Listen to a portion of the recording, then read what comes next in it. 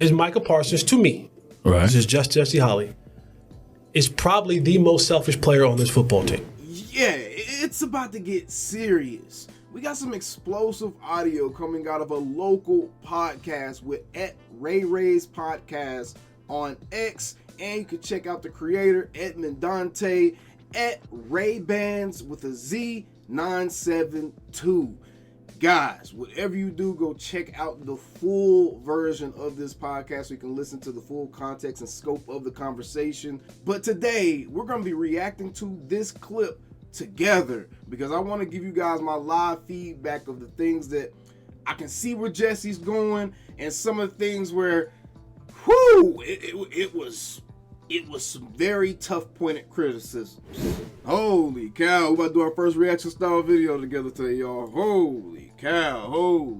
I'll have all of Edmund's, I'll have all of the RayRay's Podcast links in my description below as well so you guys can check that out. Oh my goodness, bro, this is crazy. Is Micah Parsons, to me, Right. this is just Jesse Holly, is probably the most selfish player on this football team.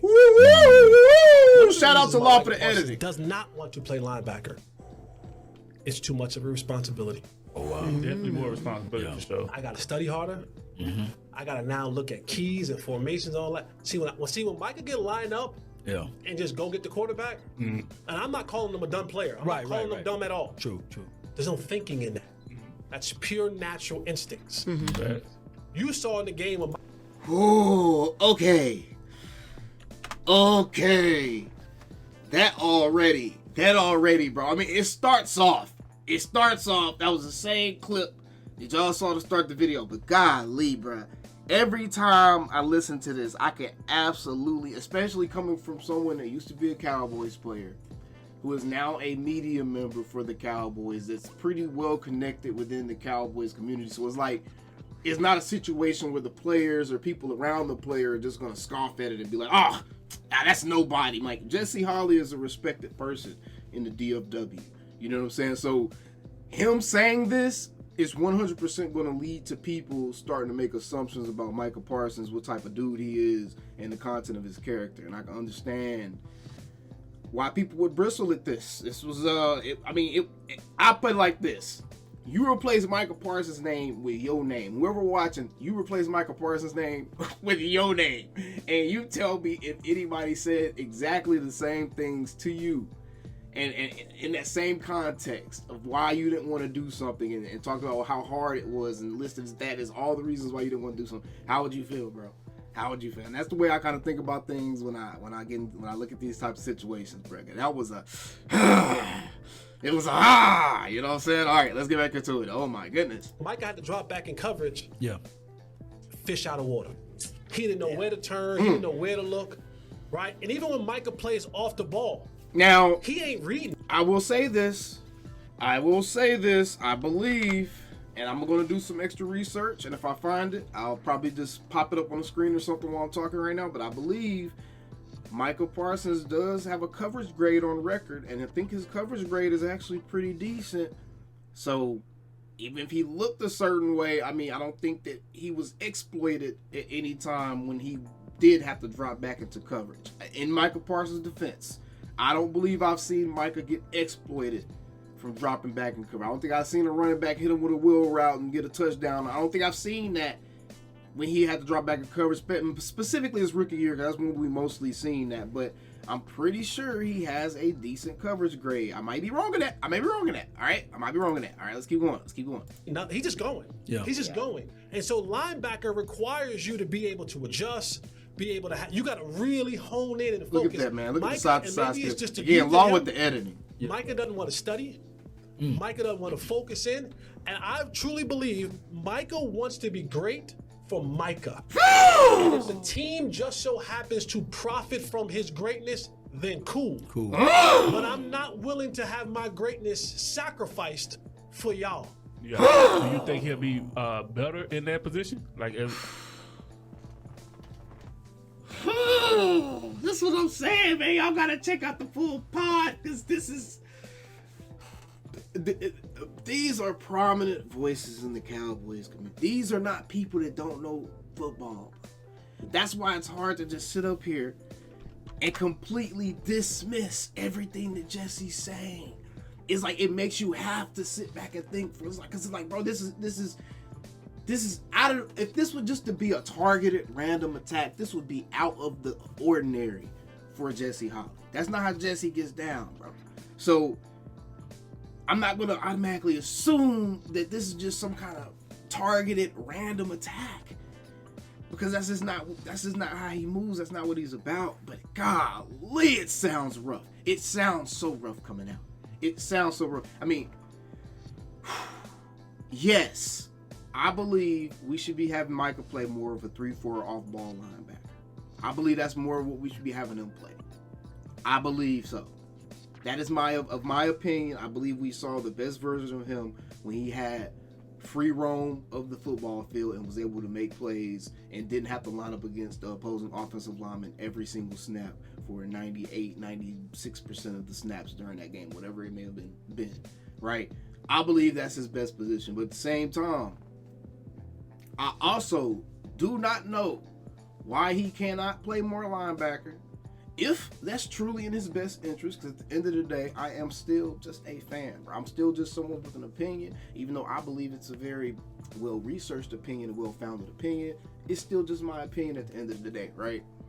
So I'm not going to start to try to, and that's what I never try to do. And that's why you never hear me attack the mental makeup of any dude on this team, on this particular platform. And if it's another team, I don't care, bro. They give us so much grief, I'm going to troll them. Whatever, I'm going to be petty.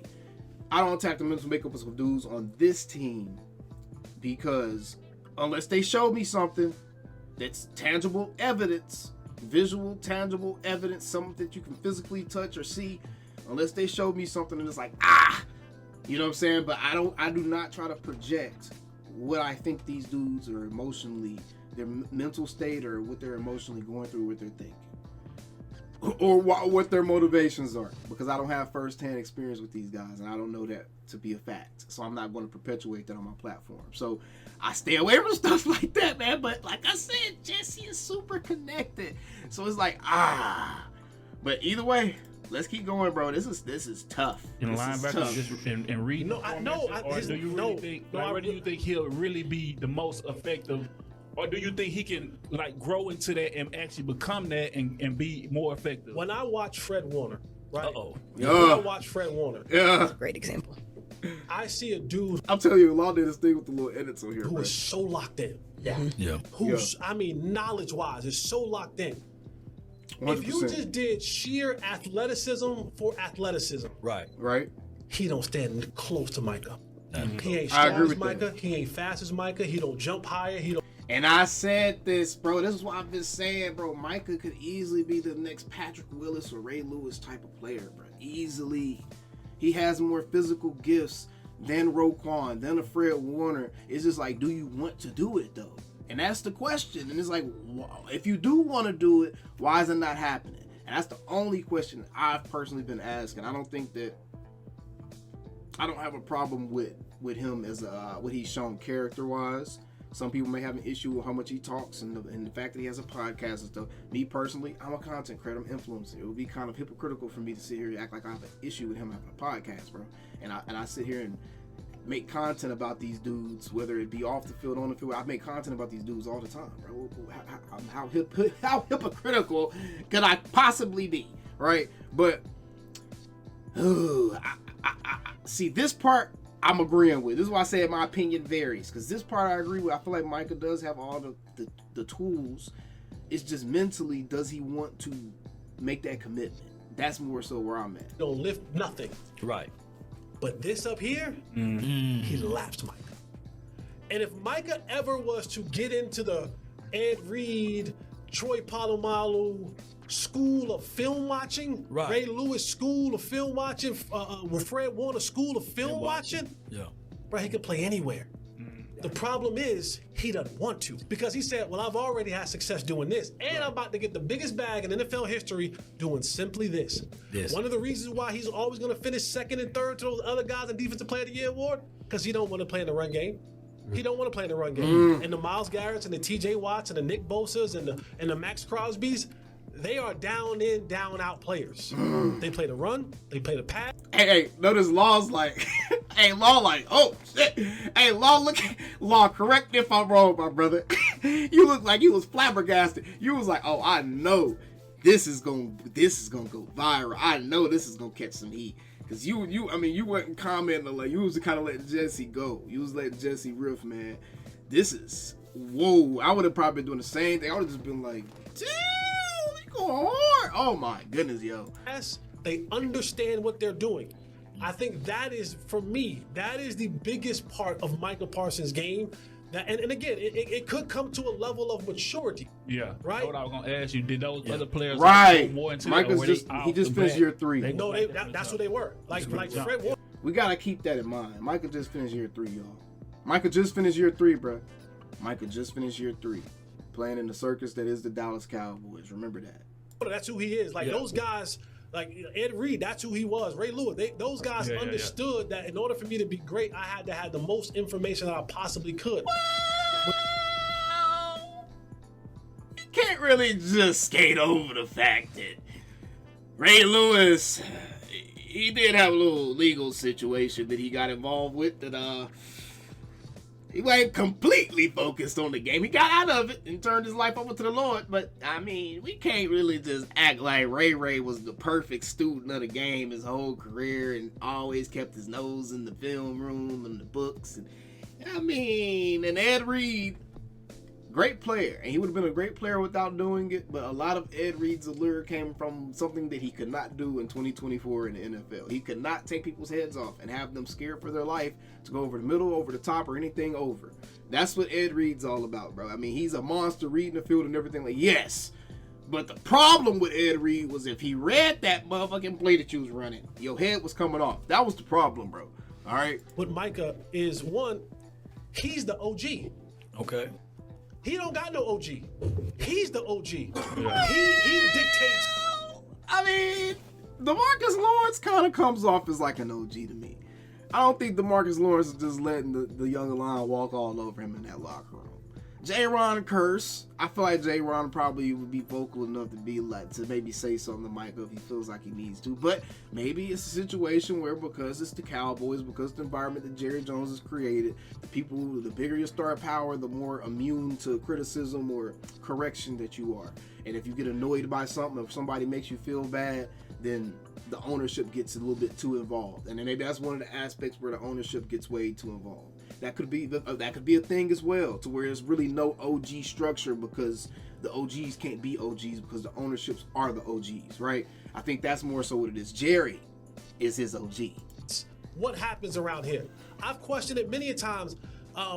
When I watch the Niners play defense, I see a defense that Fred Warner is taking these guys and say, I know the day's over. We're going to stay 45 minutes longer. Yeah. I don't believe Micah's doing that. I don't believe he's the OG that's saying, Clark, so hey, defense, we going in here after practice is over and we gonna put another hour in. Matter of fact, y'all go home, take a shower, kiss y'all wives, y'all babies, y'all girls, y'all whatever. Meet me at my crib at 8 o'clock. I'm gonna have the chef come by every, Tuesday, Wednesday, Thursday. I'm gonna have the chef come by. Mom's gonna cook up something. We gonna come over there. We gonna bust this film down. Yeah. He ain't doing that. Yeah. It's like, okay. This is where things start to get a little shaky because obviously people are gonna have clapbacks. Obviously the internet is undefeated, and the internet has started to unearth pictures and videos of Micah having his friends over and his teammates over. Some of his teammates, Osa, and some of his other teammates went with him to do some boxing training. So he's doing some overtime training with a couple of the guys at the very minimum. That's for sure. There's evidence of that. So we have to be fair and be like, all right, now this is provably and was proven to be false, at least in some occasions. It's not like it's not happening at all, at least. Now, the frequency of it and the depth of what it is that they're doing and what they're actually going over and what they're discussing and if it's productive, we don't know. You know what I'm saying? Unless you're there, you really don't know. But, evidence shows it is happening, and I know this is something I've seen Tuck tweet on X and a couple of other people tweet. This is happening, right? So, got to be fair to Micah right there. I'll see y'all on Sunday. No, it's not like that. I'm gonna do what I'm supposed to do. It's not like when that. I do what It's not like that. It's not like I'm gonna see y'all on Sunday, because even him and Trayvon Diggs hang out a lot and stuff too. And that's the other thing, bro. I think the whole thing that's missing in this is Micah isn't the leader on this defense. Trayvon Diggs to me was the one that was the budding leader on this. He was the guy that was developing into the vocal and outward placed leader on this team, like the figurehead in a sense. To me, he was the one that was growing into that. You could see it just how him and Dak was going back and forth at each other, and the kind of mentality he came out with in the early parts of the season, those first 2 games he played, where he was making tackles, forcing fumbles, wasn't allowing any passes completed, was talking, was loud in people's faces. I mean, to me, Trayvon was the person that was developing into that. I think Micah's going to be the lead by example guy, and Trayvon's going to be more of the emotional leader, and that's fine. On the football team, there's 11 guys on the field at any given moment. So you can, it's very, very well within reason to have a couple of different leaders for different units or different segments of your group, right? So it makes sense to me that maybe Micah isn't doing what DeMarcus Lawrence is doing and talking to everybody and pumping everybody up, but not everybody is equipped to do that, or not everybody's role is to do that. You know what I'm saying? Some people's role is to go out there and be a freak of nature on the field and inspire everybody else around them. So, I mean, that's just my honest What I'm supposed to do, y'all gonna eat off me because they gonna double, triple team me, so y'all gonna eat. But all the other stuff, nah, I don't want to sack. That's why he had to, like, when he went and had to play linebacker, he got on his podcast. He told anybody and everybody, I could just be more effective anyway. I don't need to be at linebacker. Da, da, da, da, da, da, da. When he got upset earlier in the season, why? They had him doing these tackle in stunts, and he was the guy that he was stunting to get the other guy open. Oh, he ain't like that. No. I'm not getting him open. Stunt to get me open. That's the biggest thing. And I'll say the last thing that right there is a big one as well. That's a big one character-wise, because that's essentially you. Dang, bruh. I can see why people have an issue with this. I can see why people would have an issue with this entire thing, because it kind of comes off as harsh. It kind of comes off as harsh, especially if you don't have a prior relationship with Micah to where he understands that you're going to give him this harsh criticism and this kind of tough love type of deal. I just don't know what we're getting. I mean, it's perfectly fine to expect more out of your best player on your team. A dude that's looked at it having generational talent, and you're looking at him like, yo, I know we can get more fruit off of this tree. How can we get there is the question. Is it all in his control? Is there things out of his control? Is there things schematically that this team is doing that's kind of keeping him locked in? Do we need to move to a 3-4 instead of big nickel? Things like that, right? I don't know if Micah has shown enough to have questions about these things unless you have some insider information or some sources that have kind of fed you some of this. I don't know if he's shown enough outwardly and publicly to kind of glean this type of stuff about him, man. This is tough. I'll get where it's coming from. It's coming from a place of Micah needs to do more. It's time for him to step into that generational label that he was given. He needs to do more. You can't get locked in for a whole second half of a season, essentially. I get where it's coming from, but it is, woo! And you hit on it. It's a culture that is built in Dallas, right? The Hollywood culture. Yeah. Yeah. And that's never going to change. I don't care what coach you bring in. You can bring in Bill Belichick. Don't matter. It doesn't matter. Because Jerry Jones established that we are the biggest brand in the world. It's a gift and curse, you know. If you Jerry Jones, you know what I'm saying? Obviously, the gift is you got the biggest brand. You're going to keep making money. It's going to be like the Hollywood of football or of sports. But it also affects the players, you know what I'm saying? Like, I've been saying it for years, man. As soon as you put on the Cowboys jersey, as soon as you get drafted, you automatically at the highest level. You know what I'm saying? And with anything, once you get into that spot, like with anything, it's gonna automatically affect your mental and the way you look at it and all that. And I think that comes down to some of the issues that we have. Do you think that there needs to be more of a discipline with this team? especially moving forward? We're going to discipline Micah. The culture of today's football Right. is a selfish culture. And I'm not saying that's a good thing or a bad thing, right? But it's a selfish culture. Yeah. And when you're here in Dallas, what you end up happening is you got 53 brands. Right. You got 53 Right. brands. And that's something that I've kind of touched on. And that's something that I feel very strongly about as one of the issues with our program in general. And one of the things that until that changes to where you got 53 dudes trying to promote and worry about their own brands. You saw what the Steelers did, bro, when Juju Smith was out there dancing and stuff on TikTok. They got him up out of there. They're like, hey, bro, we ain't, you're not about to use us as a platform to jump off your brand. And they got him out of there, bro. They got Juju up out of there. The teams don't play that. You don't see dudes on the Ravens. I mean, you see one of their DBs with a podcast, but he's not saying any crazy stuff or anything like that on there.